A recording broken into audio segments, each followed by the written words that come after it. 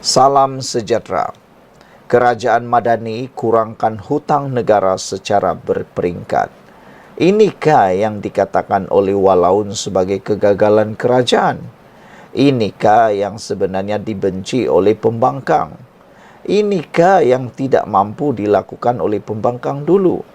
Kalau dulu Perikatan Nasional banyak betul cakap-cakap saja, tapi tindakannya entah kemana.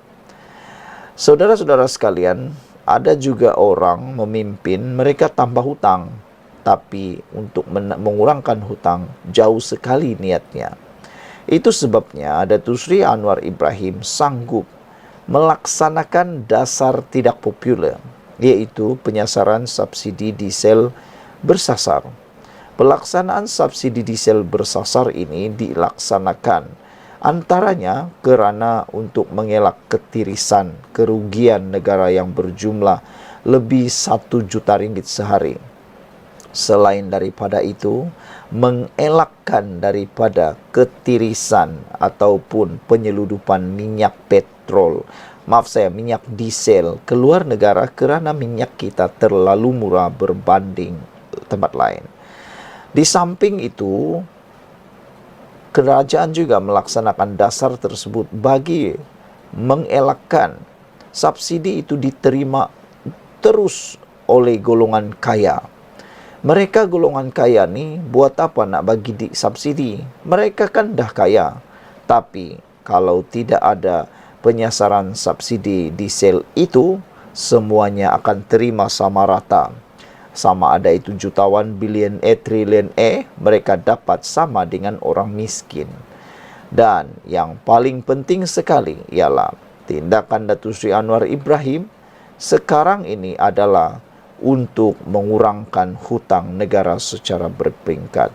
Anda tahu siapa yang suka berhutang itu dulu? Sembrono menggunakan uang, tapi tak tahulah apa yang telah mereka lakukan untuk kemajuan negara. Perdana Menteri berkata, Anwar Ibrahim berkata, negara berhutang sebanyak 100 bilion ringgit Malaysia pada 2021 dan 2022 sebelum dikurangkan secara berperingkat oleh kerajaan Madani. Sekarang nak tanya, siapa pemimpin Perdana Menteri tahun 2021 dan 2022? Siapakah yang berhutang sehingga 100 bilion itu? Itukah yang anda suka? Sehubungan itu, kerajaan komited mengurangkan pinjaman bersih atau hutang baharu sebagai langkah jangka pendek meningkatkan keupayaan keuangan negara. Datuk Seri Anwar Ibrahim memaklumkan kerajaan menyasar untuk mengurangkan pinjaman tahunan kepada 86 bilion ringgit bagi tahun 2024 berbanding 93 bilion ringgit pada tahun 2023 dan RM100 bilion ringgit pada tahun 2022. Pinjaman kerajaan perlu dikurangkan walaupun hutang masih membengkak, kata Anwar Ibrahim. Sebab itu saya nyatakan turunkan pinjaman dengan pada tahun 2023 pada 93 bilion dan 2024 dikurangkan lagi kepada 86 bilion ringgit, jelasnya. Beliau berkata demikian ketika berucap merasmikan persidangan cukai kebangsaan 2024 di Ibu Negara hari ini. Nah, sekarang apa jawapan kamu? Apa pilihan kamu? Nak kekal berhutang, negara tergadai, ataupun nak kurangkan hutang sedikit-sedikit dengan cara yang tidak popular? Pilihlah sendiri. Terjumpa lagi. Salam sejahtera.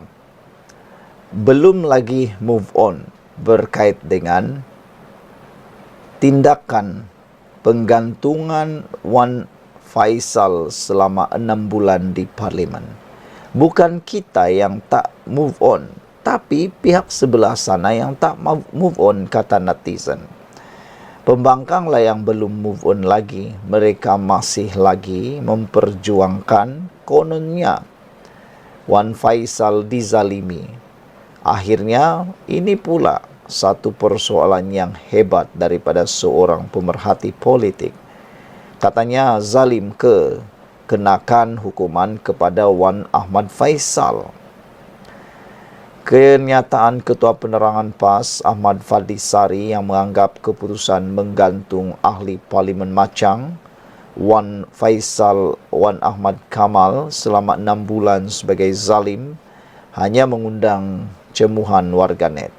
Bahkan ada netizen warganet bukan sekadar bersetuju Wan Faisal digantung selama 6 bulan, tapi mereka juga mahu supaya Wan Faisal seboleh-bolehnya digantung 1 tahun sehingga 6 tahun. Supaya ianya jadi pengajaran paling besar kepada ahli-ahli parlimen selepas ini.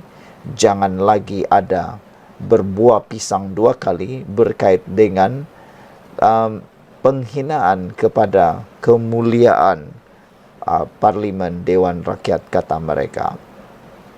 Antaranya, hari ini TikTokers bernama Kelantan Today yang tampil mempersoalkan tentang kezaliman yang dikenakan ke atas Ketua Pemuda Perikatan Nasional itu. Kata beliau, adik kakak setuju dengan apa yang ahli Parlimen Pasir Mas Ahmad Fadli cakap tu? Yang menjadi persoalan kepada saya, katanya, zalimkah mengenakan hukuman ke atas Wan Ahmad Faisal tempelaknya. Dalam masa sama, pemuda berkenan turut menyoal Ahmad Fadli berkaitan apa yang telah diperkatakan Wan Ahmad Faisal tentang surat layang berkenan. Awak ada fikir bagaimana fitnah yang telah dilemparkan oleh Wan Ahmad Faisal kepada penjawat awam pegawai KWSP, kumpulan wang simpanan pekerja tu, katanya. Macam mana kalau hukuman ke atas Wan Ahmad Faisal itu adalah balasan Allah terhadap kezalimannya kepada pegawai KWSP yang difitnah tanpa berpeluang untuk dia, iaitu pegawai KWSP itu membela diri? Soal beliau lagi.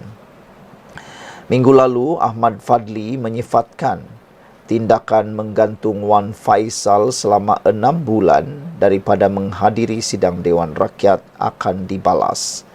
Ahmad Fadli turut menyifatkan hukuman tersebut sebagai zalim dan dianggap episod hitam sejarah Dewan Rakyat. Bermula 18 Julai lalu, Wan Ahmad Faisal digantung daripada menghadiri sidang Dewan Rakyat selama 6 bulan. Susulan dakwaannya mengenai surat layang dikatakan mengandungi maklumat berkaitan dalang sebenar di sebalik pengambil alihan Malaysian Airport Holding Berhad MAHB. Keputusan itu diumumkan Yang di-Pertua Dewan Rakyat Tan Sri Johari Abdul selepas usul berkenan mendapat sokongan majoriti ahli parlimen dengan 110 ahli parlimen bersetuju dan 63 tidak bersetuju. Selepas undi belah bahagi dijalankan, manakala 3 tidak mengundi dan 46 orang tidak hadir. Usul berhubung penggantungan Wan Faisal dikemukakan Menteri di Jabatan Perdana Menteri Undang-Undang dan Reformasi Institusi, Datuk Seri Azalina Uthman Said. Sekian dulu untuk kali ini. Jangan lupa tinggalkan komen anda, tekan butang subscribe. Bye-bye.